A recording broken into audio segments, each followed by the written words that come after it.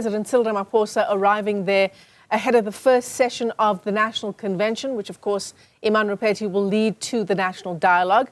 We saw the President do a bit of a walk-in and a quick chit-chat with journalists, saying that he hopes this paints a way forward, maps a way forward for the 12-month national dialogue. But he says we must wait for his opening address at 11 to know more.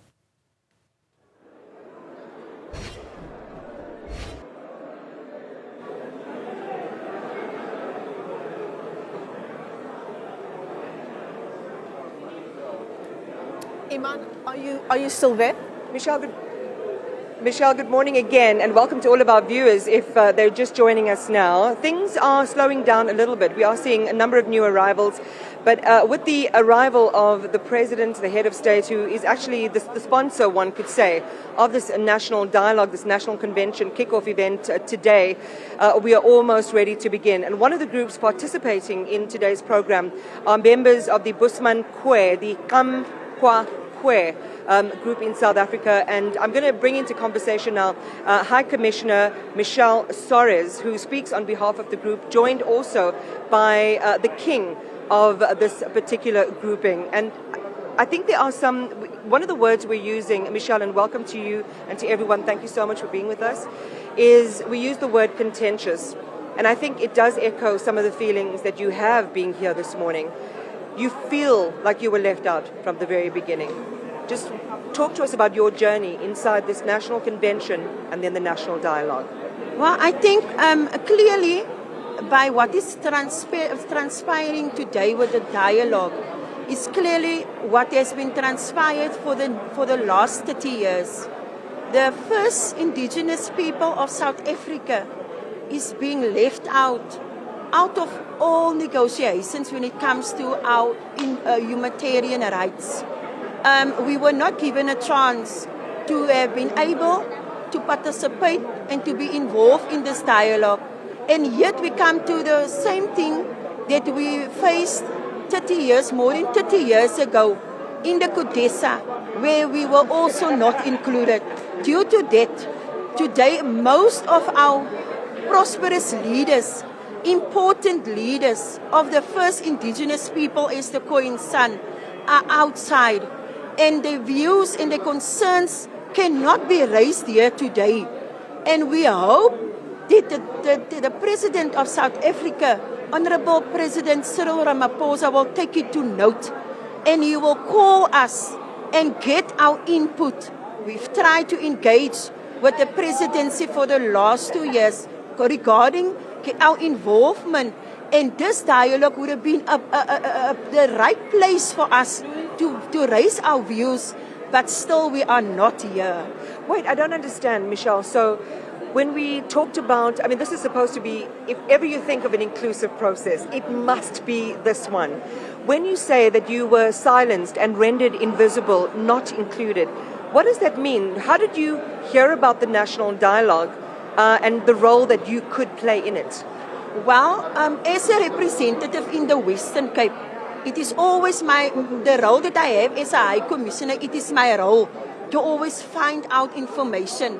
So I went and somebody notified me about this dialogue. You weren't approached as a grouping? As an institution or organization or a nation, we were not approached. And I want to go into that. When we refer to you, what is the correct way to refer to you with the respect that you deserve? We are the first indigenous people of South Africa. The history started with us. How can you leave out the first people that is the custodians of this country? How can you leave them behind? And it is clearly shown again by this dialogue that not all is inclusivity in this country in the 30 years of democracy. So why are you here today? Why is the king here today? Well, we are here today to raise the concerns, and not all the concerns can be raised by us, because the leadership that was supposed to be here, each one have their own view, and each one in the specific community that have their own concern. They were supposed to be included here today. But we are here today to say no more. We are not outside. we are the custodians of South Africa. We don't want to be excluded anymore. Please talk to us. We have been here for thousands of years. Our lineage and our bloodline and our heritage is still in existence. We are not dead. We are not forgotten. We are still alive. When we think about the Khoisan nation, there are different groupings that are encompassed within the house of, is it the Khoi or the San? Just talk to us about what is, again, the respectful and the right way to refer to, as you say, the people who were the first people in South Africa, who even now, 30 years after democracy and hundreds of years before, have been excluded. So what happened in 1994 under our late President Nelson Mandela? He appointed a structure that calls the National Khoisan Council. And that Khoisan Council is not the council that is talking for the Khoi in the San. But yet government until today, even though we requested government to stop engaging with that council, they don't have the mandate of the first indigenous people of the Khoi in the San in the broader. They still engaging with that council. And that council, they take decisions without the inclusivity of us. So our late Nelson Mandela, he appointed that council under the ANC, and that council is not the mandate of the first indigenous people. We have our own councils, we have our own constituencies, and we have our own rights. And by our customs, we're asking, and we have multiple times we have engaged with government institutions, we have engaged with Department of Kokta, we have engaged with Department of Land and Rural, we have engaged with Department of Sports, Arts and Culture, and nobody's taking us serious regarding we have our own customs and we are not represented by the National Khoisan Council. So again, there's that understanding that it's not cut and dry. There's not just one singular community. There are a number of different interests that are represented under the House of Khoisan, I want to say. And at any point, if I'm not saying the right thing, please correct me. So what are your expectations? This is supposed to be our moment where we bring every South African under one umbrella, sitting under one tree to discuss, well, one figurative tree, to discuss where we are and where we want to go. How do you see your voice represented in that? Do you share the pessimism of some people in our country who say this is going to be another talk shop? Yeah, I think coming for us, as we're standing here today, we hope it won't be another talk shop. We hope that what will transpire here, those that will go out and the concerns that will be raised. This dialogue was supposed to be a dialogue taking from 30 years where we were and 30 years where we're going. But I think that let us hope for the best. As we are here to represent, we hope for the best. What are the top three things as a nation you want? We want our identity to be recognized as the first indigenous people of Southern Africa, as the Khoisan. We want our rights where we are in our communities, and we want government to be able to tell us that we have also a place in this country and not be left out anymore.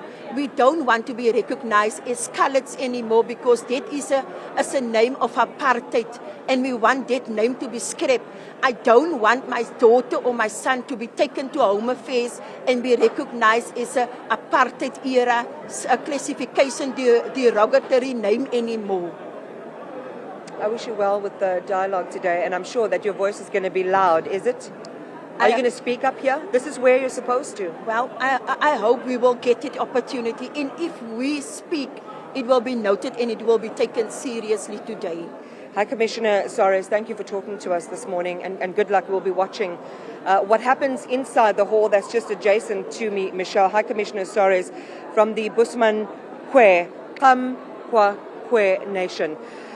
There are a number of voices here, and that remains the pivotal question, Michelle, around whether the voice of civil society, the voices that represent all South Africans, not just politicians, not those who work in air-conditioned offices or who are beneficiaries of the institution of government, but ordinary South Africans, the people in the neighborhoods we grew up in, the communities such as the ones we've just been talking about now.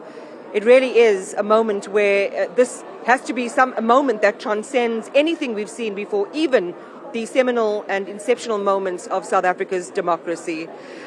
We are sharing just a view of the room with our viewers because, again, we want this to be about you. We want to keep you inside the picture. You can see that hall is beginning to fill up. We know that the president is here.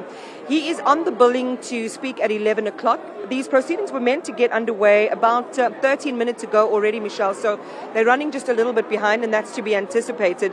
But by the end of this weekend, there's got to be a steering committee. There's got to be a plan for how the initial pilot talks are going to unfold in the country. 20 wards, I believe, 15,000 conversations to kick off the pilot process. They will gather intelligence and information and then tweak and refine as they roll out the design for the national dialogue countrywide. Back to you. Iman Rupeti, thanks very much indeed. And you can see some of the eminent persons seated in the hall there. That's Dr. John Khani.